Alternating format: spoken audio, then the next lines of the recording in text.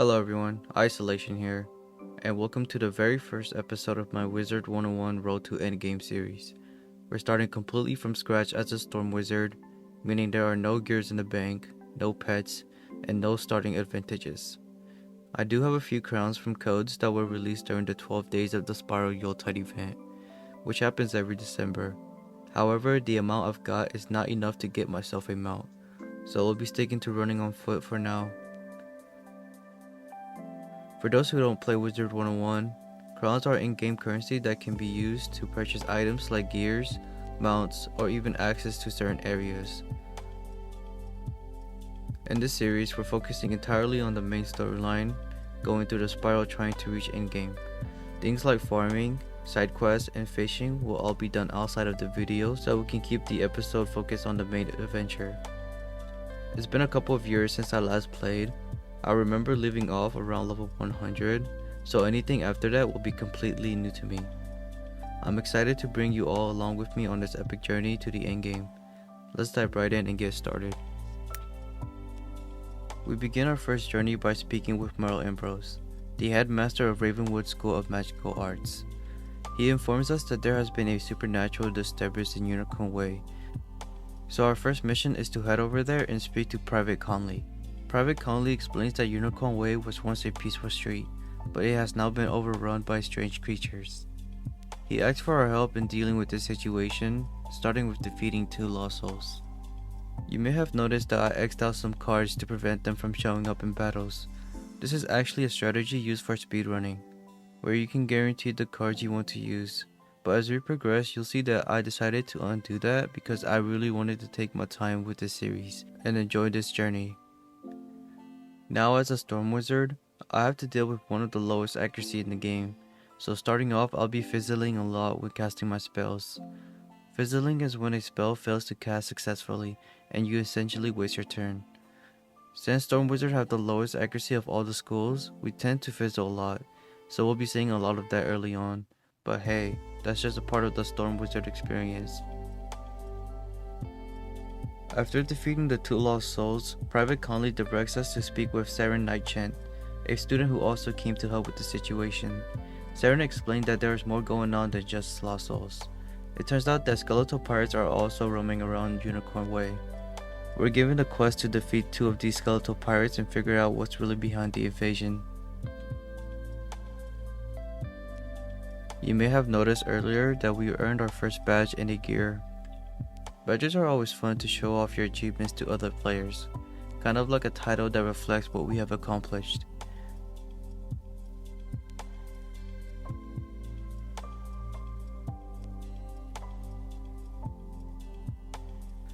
As we defeat the second skeletal pirate, just before falling, he says that we're no match for that which rattles in the darkness, hinting at something or someone behind this invasion.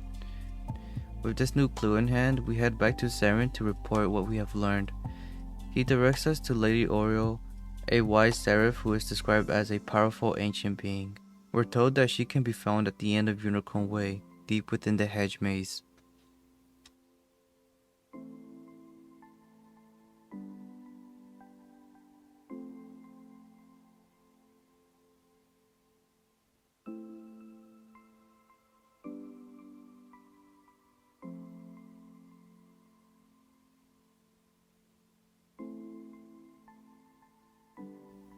Upon arriving at the hedge maze, Lady Oriole warns us that the evil forces unleashed upon Unicorn Way have corrupted some of our fairies.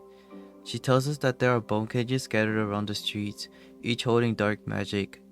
She requested that we dispel the dark magic within the bone cages and collect fairy dust by defeating a couple of fairies along the way. By the way, I just want to mention that English isn't my first language, so my pronunciation might not be perfect. I hope you guys don't mind, and I'll do my very best to make everything clear as we go along the way.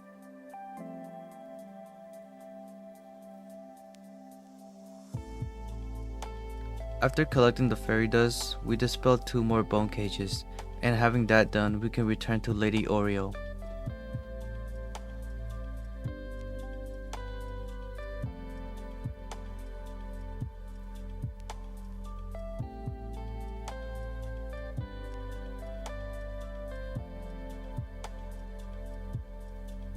Back at the hedge maze, we give the fairy dust to Lady Oriole for her to examine. Through her insight, we discover the mastermind behind the invasion, Rattlebones, a ruthless tyrant who was banished to the underworld for his crimes. Lady Oriole provides us with a clue about Rattlebones' location. She says he's likely hiding in a tower ringed in bones.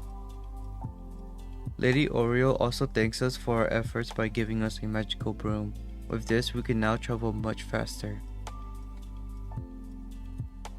Right now we're heading back to Saren Nightchamp, as he may be able to help us out with this new lead. We inform Saren that Rattlebones is behind the invasion. Saren suggests we investigate the old archives.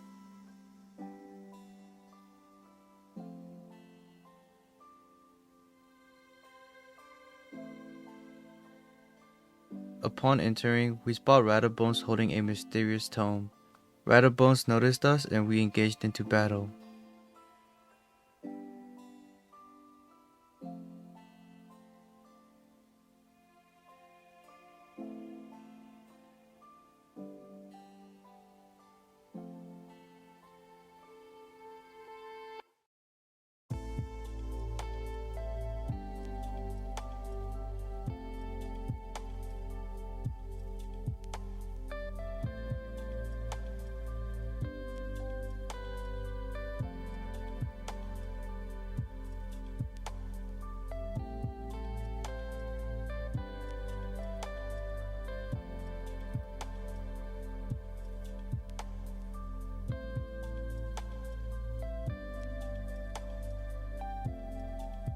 After defeating Rattlebones, he decides to flee, not knowing that he dropped the tome.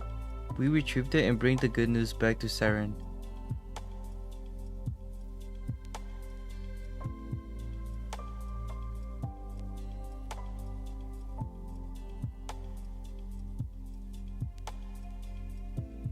He advises us to take the tome to the Wizard City Library, where Harold Argiston, the head librarian, might know what to do with it.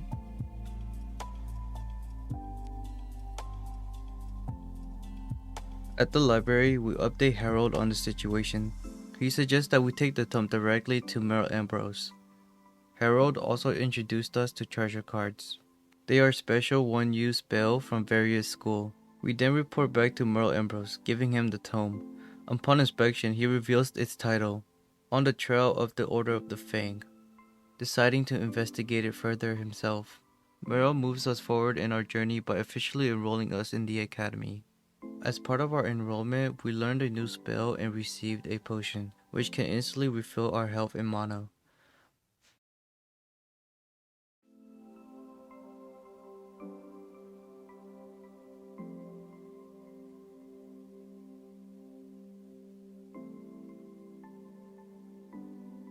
After meeting all the professors, Merle Ambrose rewards us with a healing spell. He instructs us to speak with Sergeant Muldoon in Old Town to uncover more about Malister's plan. Malister is the main antagonist for the first arc of this game.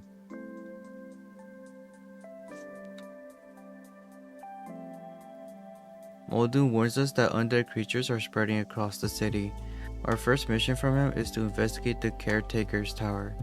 Inside we find Penny Dreadful, trapped behind Old Jude, a villain who plans to turn all pets into zombies. We confront Old Jude in battle and defeat him.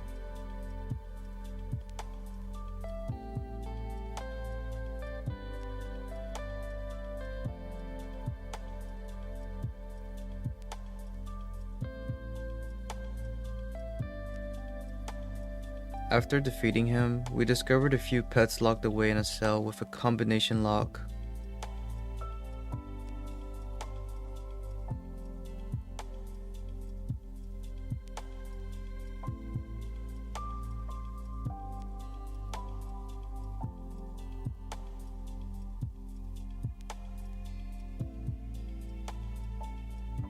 With the help of our pet, we crack the code and free the captured pets. With Penny in the pet safe, we return to Sergeant Muldoon.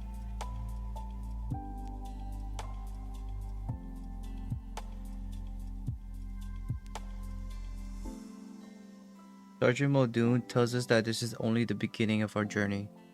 If you have any ideas or suggestions for the next episodes, let me know and I'll do my best to make them happen. See you in the next one.